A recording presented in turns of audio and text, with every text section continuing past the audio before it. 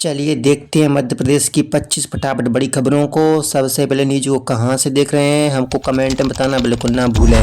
साथ ही साथ हमारे यूट्यूब चैनल को सब्सक्राइब करें एंड बेल आइकन को ऑल प्रेस करना बिल्कुल ना भूलें। एमपी में दुग्ध केंद्र होंगे स्मार्ट, मशीनों से होगी दूध की डिजिटल जांच। मध्य प्रदेश में दुग्ध संग्रहण व्यवस्था को आधुनिक बनाने की तैयारी शुरू हो गई है। प्रदेश के करीब 7,000 केंद्रों पर जल्द ही ऑटोमेटिक मिल्क कलेक्शन मशीन लगाई जाएंगी। इन मशीनों से दूध का वजन और गुणवत्ता तुरंत डिजिटल तरीके से जांची जाएगी। इससे मिलावट और गड़बड़ी पर रोक लगेगी और किसानों को उनके दूध का सही मूल्य मिल पाएगा। अभी तक मैनुअल प्रक्रिया के कारण कई बार विवाद सामने आते थे। नई व्यवस्था लागू होने से पारदर्शिता बढ़ेगी और उपभोक्ताओं को बेहतर गुणवत्ता वाला दूध मिलने की उम्मीद है। एमपी में युवाओं की नई पहल, शुरू हुआ संडे डिजिटल उपवास। मध्य प्रदेश के युवाओं में डिजिटल उपवास यानी डिजिटल फास्टिंग की नई पहल शुरू हो रही है, जिसे संडे डिजिटल उपवास नाम दिया गया। ये प्रेरणा प्रधानमंत्री नरेंद्र मोदी के डिजिटल उपकरणों से संतुलित दूरी रखने की अपील से जुड़ी है। लोग हर रविवार कुछ घंटों के लिए मोबाइल और सोशल मीडिया से दूरी बनाकर मानसिक शांति और ध्यान केंद्रित करने का आभास कर रहे हैं। लगातार स्क्रीन समय कम होने से नींद, एकाग्रता और दिनचर्या में सकारात्मक बदलाव हो रहे हैं। ये आदत डिजिटल लत से छुटकारा दिलाने में मददगार मानी जा रही है। जिला कोर्ट में सरकारी वकीलों की नियुक्ति तेज, 8 दिन में मांगी गई सूची। मध्य प्रदेश में जिला न्यायालयों में सरकारी वकीलों की नियुक्तियों की प्रक्रिया तेज हो गई है। प्रदेश भाजपा संगठन ने स्थानीय स्तर पर 38 पदों के लिए नई सूची तैयार करने के निर्देश दिए। खास बात यह है कि मौजूदा किसी भी सरकारी वकील का नाम सूची में शामिल नहीं किया जाएगा। ये सूची 8 दिनों के भीतर भेजनी होगी ताकि जल्द नियुक्तियां की जा सकें। मुख्यमंत्री मोहन यादव के निर्देश पर यह प्रक्रिया आगे बढ़ रही है।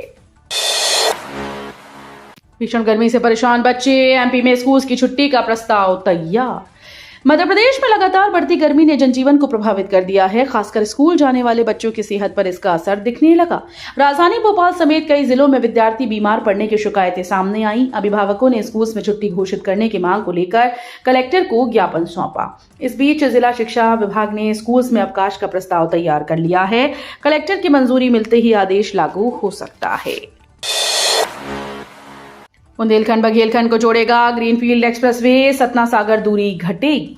मध्य प्रदेश में कनेक्टिविटी को नई रफ्तार देने के लिए सागर सतना ग्रीनफील्ड एक्सप्रेसवे की योजना पर तेजी से काम चल रहा है।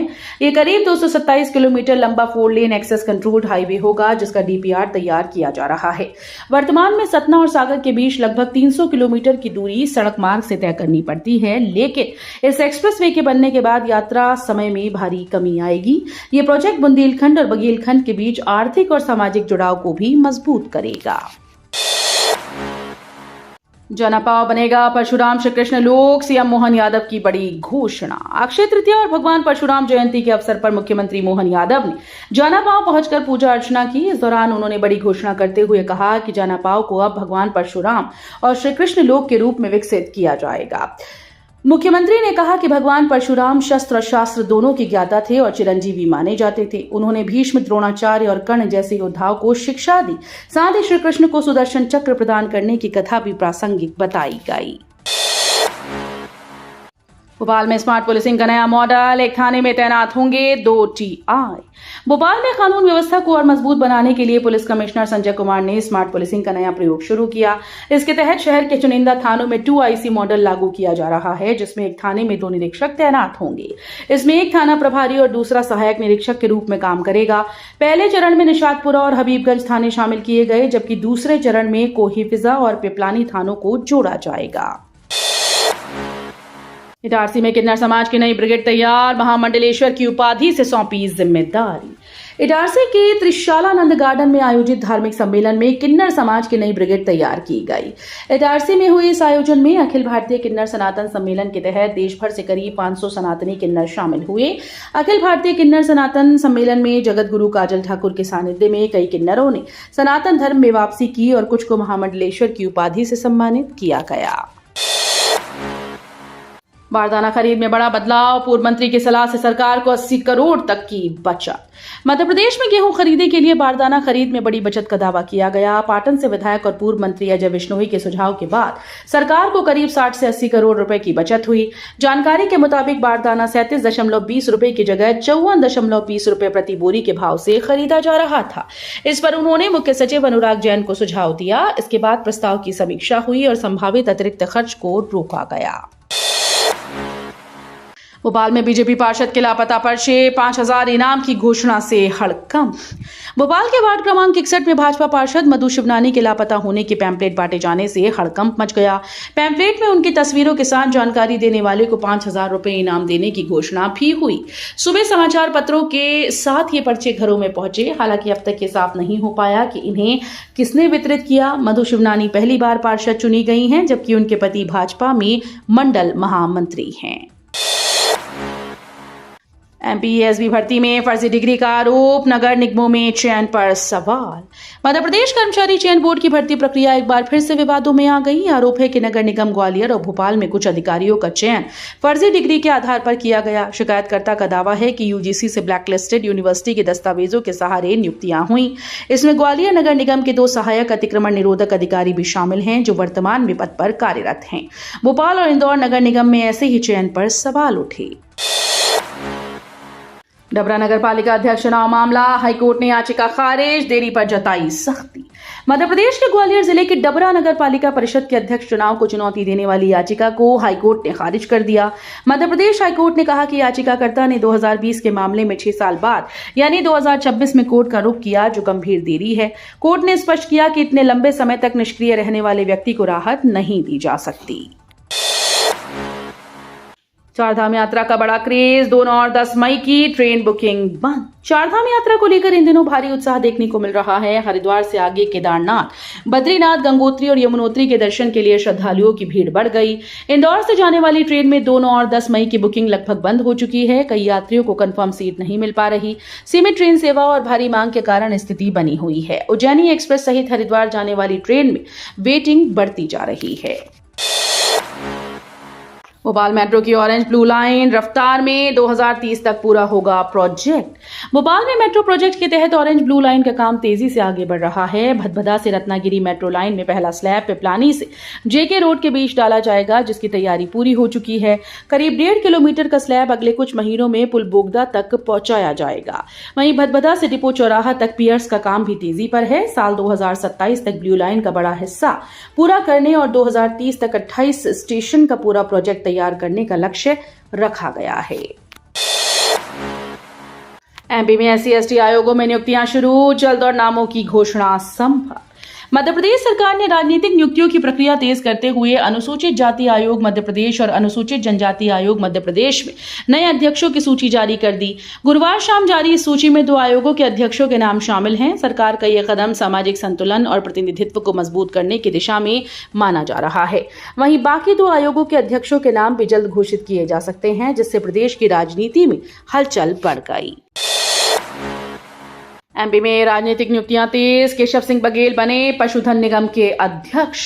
मध्य प्रदेश में राजनीतिक नियुक्तियों की प्रक्रिया अब रफ्तार पकड़ रही है। मुख्यमंत्री मोहन यादव की मंजूरी के बाद राज्य पशुधन और कुक्कुट विकास निगम का अध्यक्ष केशव सिंह बघेल को बनाया गया। इसके साथ ही मध्य प्रदेश महाराणा प्रताप बोर्ड के लिए केशव भदौरिया के नाम पर सहमति बनी। वहीं महेंद्र सिंह यादव को अपेक्स बैंक का अध्यक्ष बनाए जाने की चर्चा है। हालांकि इसका आधिकारिक आदेश अभी तक जारी नहीं हुआ है। रणथंभौर का टाइगर कूनो में जमाया डेरा, T2512 बना पर्यटकों का आकर्षण।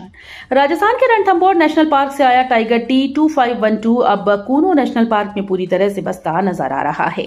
यहाँ की अनुकूल आबोहवा और भरपूर शिकार ने उसे अपनी टेरिटरी बनाने के लिए प्रेरित किया है। हिरण, चीतल, सांभर, जंगली सुअरों की मौजूदगी से टाइगर को पर्याप्त भोजन मिल रहा है। खासतौर पर फ्लाइंग कैट सफारी क्षेत्र में उसकी लगातार मौजूदगी से पर्यटकों का उत्साह बढ़ गया। मदान गिरोह पर शिकंजा, भोपाल में फाइनेंसर दाऊद अहमद की संपत्ति कुर्क। अवैध मतांतरण गिरोह के खिलाफ बड़ी कार्रवाई करते हुए पुलिस ने उसके फाइनेंसर दाऊद अहमद की भोपाल स्थित 5.25 लाख रुपए की चल अचल संपत्ति कुर्क कर ली। आरोपी के कोर्ट में पेश न होने पर यह कदम उठाया गया। बताया जा रहा है कि दाऊद अहमद फिलहाल कनाडा में रह रहा है और उसे भारत लाने के लिए रेड कॉर्नर नोटिस की प्रक्रिया जारी है। जांच में उसके तार पाकिस्तान से जुड़े होने की भी पुष्टि हुई। पुलिस अब इस नेटवर्क को पूरी तरह से खत्म करने में जुटी है। प्रतिमा बागरी के जाति प्रमाण पत्र मामले में हाईकोर्ट सख्त 60 दिन में जांच के आदेश। मध्य प्रदेश में राज्य मंत्री प्रतिमा बागरी के जाति प्रमाण पत्र को लेकर हाईकोर्ट ने सख्त रुख अपनाया। मध्य प्रदेश हाईकोर्ट ने प्रदेश स्तरीय कास्ट स्क्रूटनी कमेटी को निर्देश दिया कि वो 60 दिनों के भीतर पूरे मामले की जांच कर फैसला सुनाए। कोर्ट ने स्पष्ट किया कि तय समय में कार्रवाई नहीं होने पर याचिकाकर्ता दोबारा याचिका दायर कर सकता है। इस आदेश के बाद मामले को लेकर राजनीतिक और प्रशासनिक हलचल तेज हो गई। नर्सिंग छात्रों को बड़ा झटका, हाईकोर्ट की अनुमति के बिना नहीं होंगी परीक्षाएं।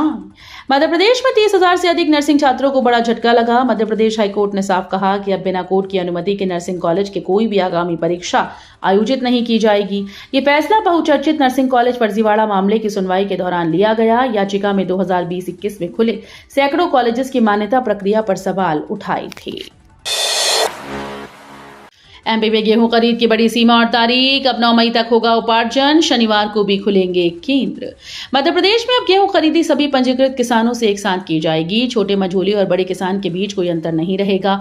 सभी के लिए स्लॉट बुकिंग खोल दी गई। इसके साथ ही इसकी अवधि में भी वृद्धि कर ली गई। ये अब 30 अप्रैल के स्थान पर 9 मई तक होगी।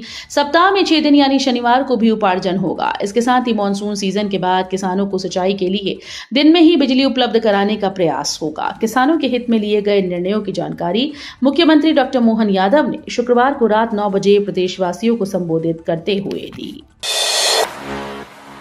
अवैध रेत खनन करने नर्मदा में उतारी जादुई मशीन से लैस मोटर बोट, प्रशासन ने आग लगाई। जिला प्रशासन ने नर्मदा नदी से रेत निकालने वाली मोटर बोट में लगी हाईफाई डिवाइस को जलाकर नष्ट कर दिया। यह अवैध मशीन 1 घंटे में 4 ट्रक रेत नदी के पानी के भीतर से निकालकर घाट पर फेंक देती है। जबलपुर में किसी के भी पास माइनिंग करने का ठेका नहीं है, लेकिन अवैध उत्खनन जारी है। खनिज विभाग, पुलिस विभाग और राजस्व विभाग की संयुक्त टीम ने शाहपुरा के पास कई घंटों पर छापा मारकर कार्रवाई की।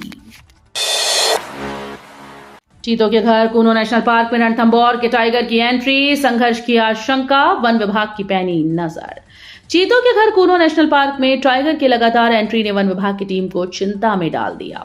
कूनो नेशनल पार्क में घूमने जाने वाले पर्यटकों ने इसे अपने कैमरे में कैद कर लिया और सोशल मीडिया पर इसकी तस्वीर सर्कुलेट की। वन्यजीव विशेषज्ञों का मानना है कि रणथंभौर के टाइगर रिजर्व से भटककर ये टाइगर कूनो नेशनल पार्क में पहुंच गया है। युवा टाइगर अक्सर नए नए और सुरक्षित इलाकों की तलाश में लंबी दूरी तय करते हैं। बताया जा रहा है कि कूनो नेशनल पार्क में टाइगर बीती फरवरी महीने से अपनी मौजूदगी दर्ज करवा रहा है। उज्जैन मंदसौर में बड़ा घोटाला, इंश्योरेंस कंपनी को लगाई 8 करोड़ की चपत, 40 से ज्यादा आरोपी। मध्य प्रदेश के उज्जैन और मंदसौर में बड़ा बीमा घोटाला सामने आया है, जिसमें मृत व्यक्तियों के नाम पर इंश्योरेंस कंपनी को 8 करोड़ की चपत लगी। मामले में उज्जैन ईओडब्ल्यू ने प्रकरण दर्ज करते हुए 40 से अधिक आरोपी बनाए। इंश्योरेंस कंपनी द्वारा भोपाल ईओडब्ल्यू मुख्यालय पर शिकायत दर्ज की गई, जिसके बाद ये पूरा मामला खुलकर सामने आया। मध्य प्रदेश के कर्मचारियों की बढ़ेगी शान, खुलेगा रियायतों का पिटारा, सेंट्रल की तरह होगी नवाबी। मध्य प्रदेश के कर्मचारियों को जल्द ही बड़ी सौगात मिल सकती है। राज्य के 7.5 लाख कर्मचारियों को जल्द ही केंद्र के कर्मचारियों के समान 1.5 करोड़ रुपए का बीमा और रियायती दरों पर आवास, शिक्षा और पर्सनल लोन की सुविधा देने की तैयारी की जा रही है। मध्य प्रदेश के संस्थागत वित्त संचालनालय ने राज्य के कर्मचारियों को ये सुविधाएं दिए जाने के लिए सभी विभागों को पत्र लिखा।